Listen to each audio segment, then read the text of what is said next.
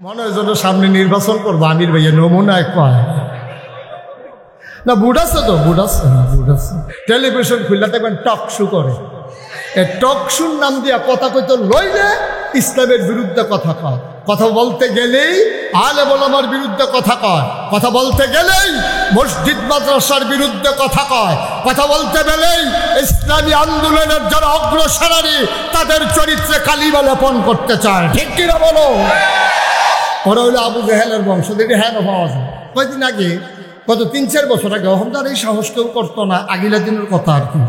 তো এই কয়েক বছর আগে একবার দেখলাম টক শো করতে আসে একটা ঢাকা ইউনিভার্সিটির প্রফেসর চারটিখানি কথা না কোনো অটু দেবেন না সিএনজি দেবেন বেলেতে অটু চালায় সিএনজি চালায় বুঝে না বিষয়টা এরকম না। ঢাকা ইউনিভার্সিটির প্রফেসর এটা বিশাল বিষয়। ঢাকা ইউনিভার্সিটির চান্স পাওয়া এটাই তো অনেক কঠিন। আর ঢাকা একটু মাইকটা কমাও। ঢাকা ইউনিভার্সিটির প্রফেসর সে করছে কি শীততাপ নিয়ন্ত্রিত কক্ষে বসে পুলিশ পাহারায় সেমিনারের নামে সে ঘোষণায় বক্তৃতা দিতেছে। খুব খেয়াল করেন চিকন কথা, খুব খেয়াল চিকন কথা হইল যারা পর্দা করে খেয়াল করেন পর্দা কি ইসলামের ভিতরে নফল না ফরজ? জোরে কোন নফল না ফরজ? উবাইদুল্লাহ ভাই কোন নফল না ফরজ? ফরজ। পর্দা করা কি ফরজ? তাইলে হেই লোক ঢাকা ইউনিভার্সিটির প্রফেসর কইতে আছে যারা পর্দা করে হিজাব লাগায় নেকাব পরে তাইলে সেই মেয়েরা ঢাকা ইউনিভার্সিটিতে পড়ার দরকার নাই, তারা কোনো একটা মহিলা মাদ্রাসায় ভর্তি হয়ে যান।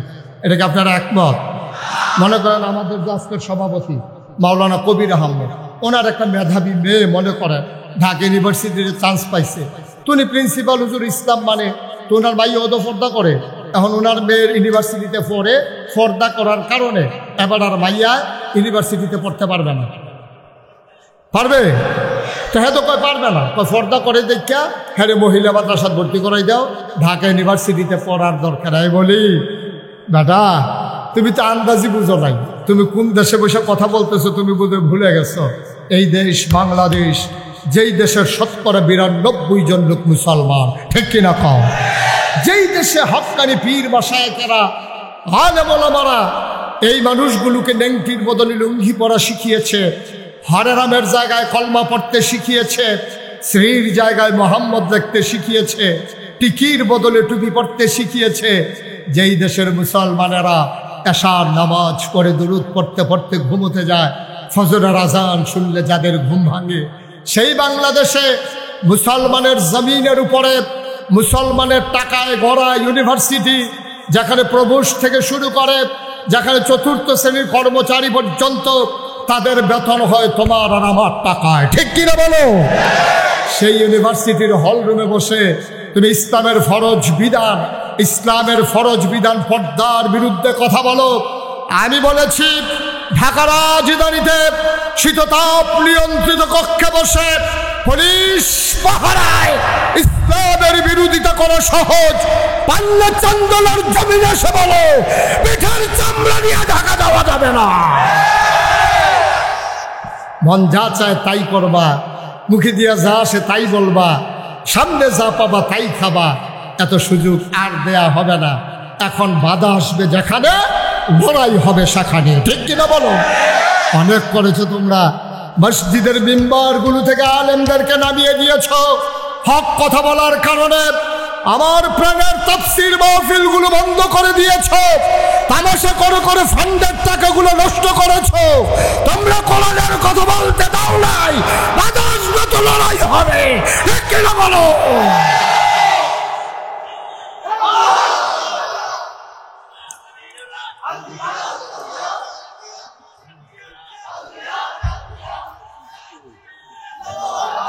সবাই পড়ে না আবেন, জোরে পড়ে না আবেন।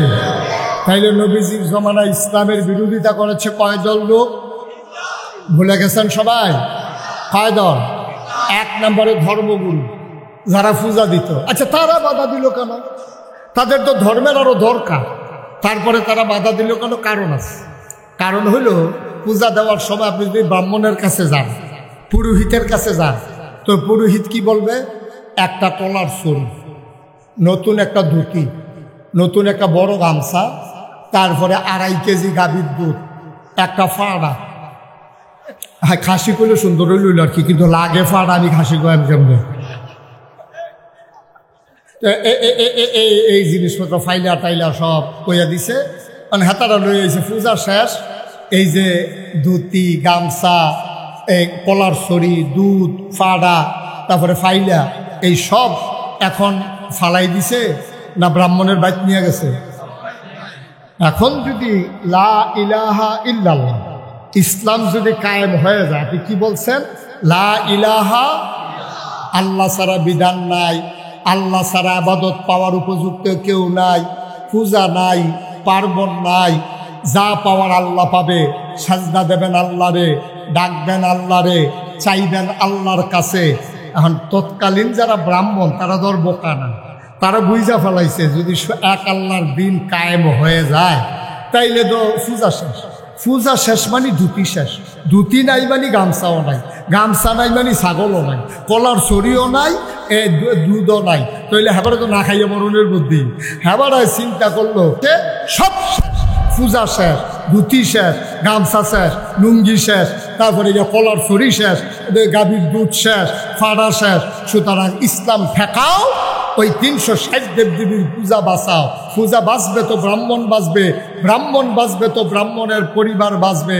এক নম্বরে স্বার্থের কারণে তৎকালীন জামানায় ধর্মগুরু যারা, তারা নবীর সামনে এক নম্বরে বাধা হয়েছে, ঠিক কিনা কম? আচ্ছা, এখন তো 21 শতাব্দীর সূচনা লগ্ন, গোটা বিশ্ব হয়ে গেছে কম্পিউটারাইজড, গোটা বিশ্বকে বলা হচ্ছে গ্লোবাল ভিলেজ। এখন পৃথিবী অনেক দূর এগিয়ে গেছে। আমরা সোনের ঘরের জায়গায় টিনের ঘর হয়েছে, টিনের ঘরের জায়গা তখন বিল্ডিং হয়েছে। আমরা ফলাফলে শিক্ষিত ইতিহাসে এটা বিদেশ গিয়া টেহা বাড়াইতে আছে। আমরা অনেক দূর আগাইছি।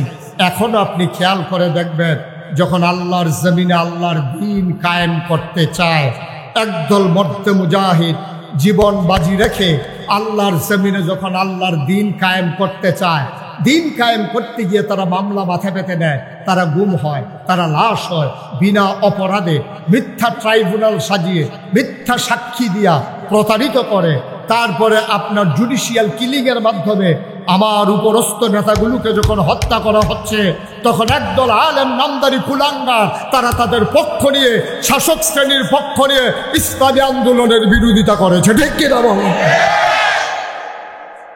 তাহলে তৎকালীন আমলে ব্রাহ্মণেরা বিরোধিতা করত নবীজির, আর এখন একদল মর্দে মুজাহিদ যারা আল্লাহর জমিনে আল্লাহর দিন কায়েম করতে চায়, তাদের বিরোধিতা করে, ওই তাবেদার সরকারের দাবিদারি করে, ইসলাম বিরোধী অবস্থানে যায়। ওই তৎকালীন ব্রাহ্মণ আর ইসলামের বিরোধী আজকের আলেম ওলামা, ওরা যেন একই সূত্রে গাথা, ঠিক কিনা বলে? তারা মনে করেছে ইসলাম কায়েম যদি হয়ে যায়, তাইলে এই যে একটা মিলাদ খাওয়ান ফরন, এই আউসগরের সুইটার ইয়া খাওয়ান, 7 দিন না খাওয়ান, মুসলমানি খাওয়ান, এই নানান খানা টানা নিয়ে আবার বন্ধ হইয়া যাই গা, পূজা পার্বণ বন্ধ হইয়া যাই গা, হাদিয়া তোহফানি। আমার লজ্জা লাগে আমার। আমরা জানি এ পথে চলতে গেলে টিটকারি হবে, মস্কারা হবে, মামলা হবে, হামলা হবে, গুম হবে, নির্যাতন হবে, জীবন দেওয়া যাবে, ইমান দেওয়া যাবে না। রাজি আছো কিনা হাত তুলে দেখা।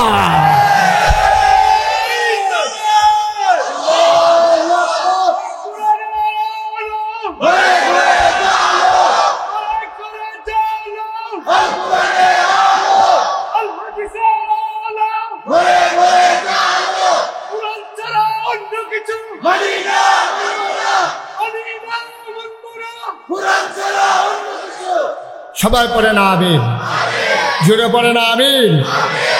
1500 বছর আগে আল্লাহর নবী যখন মক্কার জমিনে দ্বীনের দাওয়াত দিতে শুরু করলেন, দেখবেন আজকের জমানার সাথে হুবহু মিল, একেবারে একরকম মনে হবে। তৎকালীন জামানায় নবী দাওয়াত দেওয়ার সময় 3 দল লোক বিরোধিতা করেছে। কয় দল? ঘুমাই গেছেন আপনারা? মঞ্চে যারা আছে তারা কথা না কইলেও সারব। হ্যাঁ, তারা যে বইয়া রয়েছে, তারা হোতাফা না বইয়ে এনে রয়েছে কেন? হ্যাঁ, কয় দল? বা কথা কয় না, কয় দল? 3 দল লোক ইসলামের বিরোধিতা করেছে। কয় দল?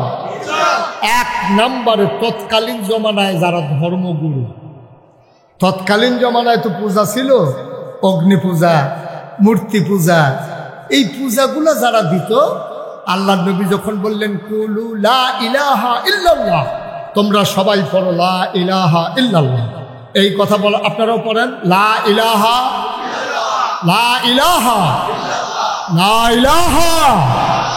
যখন নবীজি বললেন সবাই মিলে কিন্তু পড়লেন না, তখন এক নম্বরে নবীর সামনে যারা পক্ষে থাকা দরকার ছিল তারাই এক নম্বরে বাধা হয়ে দাঁড়িয়েছে। ওই মানুষগুলো কারা? যারা পূজা দিত, যারা পার্বণ করত, যারা ওই মূর্তি পূজা ছিল। তো তখন কথা বললেন না, একটু পেছনে যান। হ্যাঁ আছে, জায়গা আছে, ওই যে করে সীমানার দিক গেলে আপনার একটু সাফের দিকে আপনার জায়গা দেন, আপনি লাইন উঠবেন। হ্যাঁ আপনি দেরি হইয়া রয়েছেন না, অসুবিধা নাই, দেখবেন সবাই কনা আমিন, জোরে কনা আমিন। এবার ওই ইমাম শব্দ এলাকা সব জায়গাতে একটু আগ বইয়া খাওয়া হয়, এটাও সুযোগ না। আমরা মসজিদও দেখছি সামনে, এবার আরে হুদুদি হমানে কাতার না তুলে নামাজ হইতো না। হ্যাঁ আমিন কর। এবার ইমাম সব মানুষ এবারে কিন্তু সামনেই বলবে, তোমার মার হাবা কয় না দিই এত্রি মানুষে বুঝি আমিন করলে এই আওয়াজ হয়, জোরে কর। আমরা এলাকার মানুষের এই যুগ দিয়ে আগ বইবেন সামনে, জোরে কর আমিন। মোটামুটি হয়েছে, আরো লাগবে। যেই কথাটা বলতেছিলাম, তো নবী যখন এসে দাওয়াত দিলেন, বললেন তোমরা সবাই পড়ো লা ইলাহা। সবাই কি পড়ছে? সবাই কিন্তু পড়ে না। মানুষ হয়ে গেছে দুই ভাগ, একদল হলো আল্লাহওয়ালা, আরেক দল হলো শয়তানওয়ালা। একদল ফেরেশতার চাইতে উত্তম, আরেক দল জানোয়ারের চাইতে খারাপ। একদল জান্নাতি, আরেক দল জাহান্নামী। এখন জান্নাতি কারা? আবু বকর, ওমর, উসমান, আলী, তালহা, জুবায়ের, আব্দুর রহমান ইবনে আউফ, সাদ ইবনে রাবিয়া। তৎকালীন জমানায় একদল জান্নাতি, আরেক দল জাহান্নামী। জান্নাতি যারা আবু বকর, ওমর। আমরা এখানে যারা আছি, আমরা কি জাহান্নামী না জান্নাতি? তাইলে আমরা আবু বকর উমরের বংশধর। এখন এই বাংলাদেশে তো এখনো আরেক দল আছে যারা জাহান্নামী, আছে নাকি নাই? ওরা কারা? ওরা আবু জেহেল, আবু লাহাব, উতবা, সাইবা, মুগীরা, তাদের বংশধর, ঠিক কিনা কন? তো তৎকালীন জমানায় আবু জেহেল, আবু লাহাব, উতবা, সাইবা, মুগীরা, তারা যেমন ইসলামের পথে বাধা ছিল, এখন যারা তাদের বংশধর, তাইলে তারা এখন বাধা দেবে নাকি দেবে না?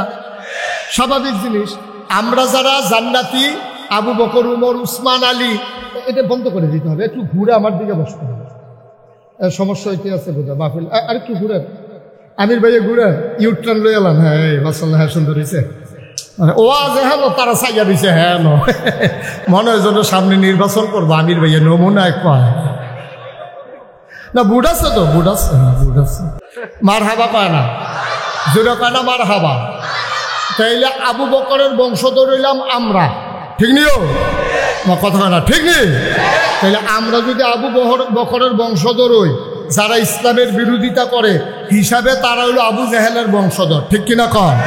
তা আবু বকরের বংশধর যেমন আছে, আবু জেহেলের বংশধরও কথা করে আছে নাকি নাই? এই আবু জেহেলের বংশধর আপনি যদি কোন যে হলো, আমরা এলাকা দিয়ে আবু জেহেলের বংশধর 2-4 জনের নাম করা আপনার অনেক সিনিয়র এখনো পেতেন। এটা সানলা বাজারও বিচেরা লাভ হইতো না, এটা বরদুশি হইতো না, নাগাইশ হইতো না। এই আবু জেহেলের বংশধর ভাই তুলে যাওয়ার লাগবো ঢাকা, অথবা রাইতের 2:30টার সময় টেলিভিশন খুলন লাগবো। টেলিভিশন খুললে দেখবেন টক শো করে। এই টক শোর নাম দিয়া কথা কইতো লইলে ইসলামের বিরুদ্ধে কথা কয়, কথা বলতে গেলেই আলেম ওলামার বিরুদ্ধে কথা কয়, কথা বলতে গেলেই মসজিদ মাদ্রাসার বিরুদ্ধে কথা কয়, কথা বলতে গেলেই ইসলামী আন্দোলনের যারা অগ্রসরী তাদের চরিত্রে কালিমা লেপন করতে চায়, ঠিক কিনা বলো? ওরা হইলো আবু জেহেলের বংশ। দেখি হ্যাঁ পাওয়া যায়। কয়েকদিন আগে, গত 3-4 বছর আগে, অহমদার এই সাহস কেউ করতো না, আগিলা দিনের কথা আর কি। তো এই কয়েক বছর আগে একবার দেখলাম টক শো করতে আছে একটা ঢাকা ইউনিভার্সিটির প্রফেসর। 4টিখানি কথা না, কোনো অটো ড্রাইভার না সিএনজি ড্রাইভার, বেলেতে অটো চালায়, সিএনজি চালায়, বুঝে না বিষয়টা এরকম না। ঢাকা ইউনিভার্সিটির প্রফেসর, এটা বিশাল বিষয়।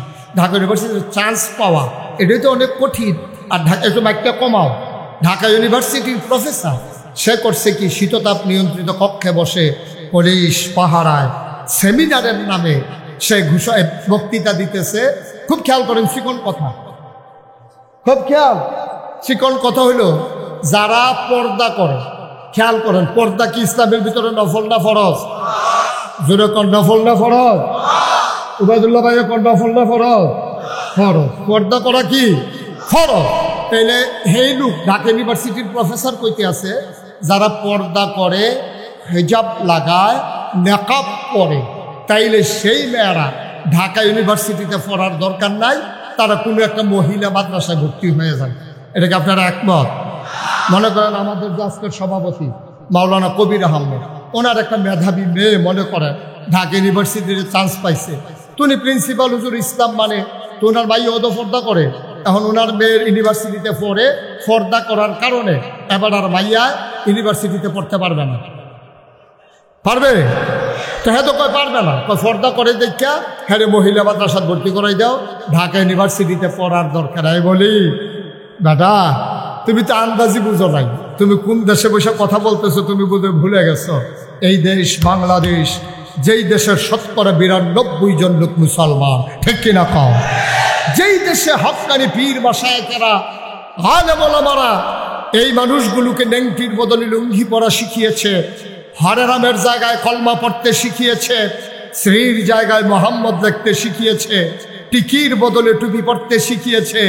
যেই দেশের মুসলমানেরা এশার নামাজ পড়ে দুরুদ পড়তে পড়তে ঘুমোতে যায়, ফজরের আজান শুনলে যাদের ঘুম ভাঙে, সেই বাংলাদেশে মুসলমানের জমিনের উপরে মুসলমানের টাকায় গড়া ইউনিভার্সিটি, যেখানে প্রবেশ থেকে শুরু করে, যেখানে চতুর্থ শ্রেণীর কর্মচারী পর্যন্ত তাদের বেতন হয় তোমার আর আমার টাকায়, ঠিক কিনা বলো? সেই ইউনিভার্সিটির হল রুমে বসে তুমি ইসলামের ফরজ বিধান পর্দার বিরুদ্ধে কথা বলো। আমি বলেছি ঢাকা রাজধানীতে শীততাপ নিয়ন্ত্রিত কক্ষে বসে পুলিশ পাহারায় ইসলামের বিরোধিতা করা সহজ, পাল্লা চান্দলার জমিনে এসে বলো পিঠের চামড়া নিয়ে ঢাকা দেওয়া যাবে না। মন যা চায় তাই করবা, মুখে দিয়া যা আসে তাই বলবা, সামনে যা পাবা তাই খাবা, এত সুযোগ আর দেয়া হবে না। এখন বাধা আসবে যেখানে, লড়াই হবে সেখানে, ঠিক কিনা বলো? অনেক করেছো তোমরা, মসজিদের মিম্বারগুলো থেকে আলেমদেরকে নামিয়ে দিয়েছ হক কথা বলার কারণে। আমার প্রাণের তাফসীর মাহফিলগুলো বন্ধ করে দিয়েছ, তামাশা করে করে ফান্ডের টাকাগুলো নষ্ট করেছ। তোমরা কোরআনের কথা বলতে দাও নাই, বাধা আসবে তো লড়াই হবে, ঠিক কিনা বলো?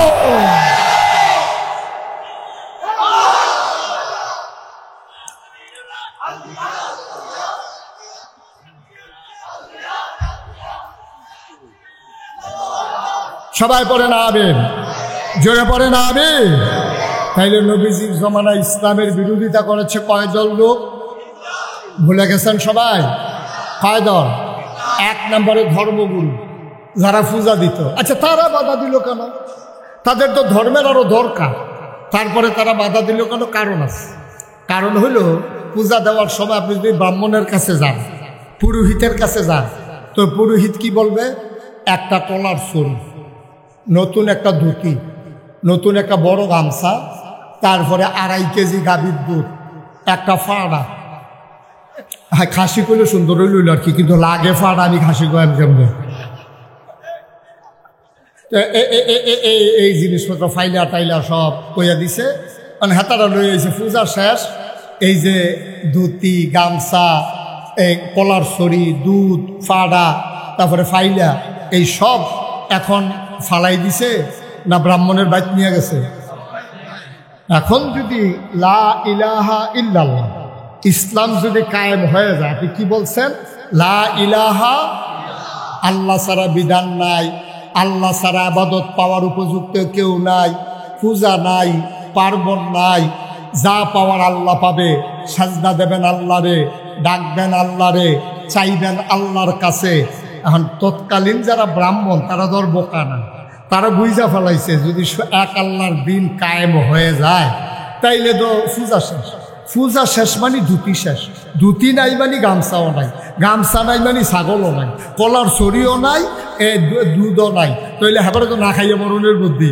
হেবারায় চিন্তা করলো যে সব শেষ, পূজা শেষ, ধুতি শেষ, গামছা শেষ, লুঙ্গি শেষ, তারপরে কলার ছড়ি শেষ, গাভীর দুধ শেষ, ফাড়া শেষ, সুতরাং ইসলাম ঠেকাও ওই 360 দেবদেবীর পূজা বাঁচাও। পূজা বাঁচবে তো ব্রাহ্মণ বাঁচবে, ব্রাহ্মণ বাঁচবে তো ব্রাহ্মণের পরিবার বাঁচবে। 1 নম্বরে স্বার্থের কারণে তৎকালীন জামানায় ধর্মগুরু যারা, তারা নবীর সামনে 1 নম্বরে বাধা হয়েছে, ঠিক কি না? আচ্ছা, এখন তো 21 শতাব্দীর সূচনা লগ্ন, গোটা বিশ্ব হয়ে গেছে কম্পিউটারাইজড, গোটা বিশ্বকে বলা হচ্ছে গ্লোবাল ভিলেজ। এখন পৃথিবী অনেক দূর এগিয়ে গেছে। আমরা সোনার ঘরের জায়গায় টিনের ঘর হয়েছে, টিনের ঘরের জায়গা তখন বিল্ডিং হয়েছে। আমরা ফলাফলে শিক্ষিত ইতিহাসে এটা বিদেশ গিয়া টেহা বাড়াইতে আছে। আমরা অনেক দূর আগাইছি। এখন আপনি খেয়াল করে দেখবেন, যখন আল্লাহর জমিনে আল্লাহর দ্বীন কায়েম করতে চায়, একদল মর্দে মুজাহিদ জীবন বাজি রেখে আল্লাহর জমিনে যখন আল্লাহর দ্বীন কায়েম করতে চায়, দিন কায়েম করতে গিয়ে তারা মামলা মাথা পেতে নেয়, তারা গুম হয়, তারা লাশ হয়, বিনা অপরাধে মিথ্যা ট্রাইব্যুনাল সাজিয়ে মিথ্যা সাক্ষী দিয়া প্রতারিত করে। তারপরে আপনার জুডিশিয়াল কিলিংয়ের মাধ্যমে আমার উপরস্থ নেতাগুলোকে যখন হত্যা করা হচ্ছে, তখন একদল আলেম নামদারি কুলাঙ্গার তারা তাদের পক্ষ নিয়ে, শাসক শ্রেণীর পক্ষ নিয়ে ইসলামী আন্দোলনের বিরোধিতা করেছে, ঠিক কিনা বলো? তাহলে তৎকালীন আমলে ব্রাহ্মণেরা বিরোধিতা করতো নবীজির, আর এখন একদল মর্দে মুজাহিদ যারা আল্লাহর জমিনে আল্লাহর দ্বীন কায়েম করতে চায়, তাদের বিরোধিতা করে, ওই তাবেদার সরকারের তাবিদারি করে, ইসলাম বিরোধী অবস্থানে যায়। ওই তৎকালীন ব্রাহ্মণ আর ইসলামের বিরোধী আজকের আলেম ওলামা, ওরা যেন একই সূত্রে গাথা, ঠিক কিনা বলে? তারা মনে করেছে ইসলাম কায়েম যদি হয়ে যায়, তাইলে এই যে 8টা মিলাদ খাও ফরন, এই আউসগরের সুইটার ইয়া খাওয়ান, 7 দিন না খাওয়ান, মুসলমানি খাওয়ান, এই নানান খানা টানা নিয়ে আবার বন্ধ হইয়া যাই গা, পূজা পার্বণ নিয়ে বন্ধ হইয়া যাই গা, হাদিয়া তোহফানি। আমার লজ্জা লাগে, আমার এত লজ্জা লাগে যে একটা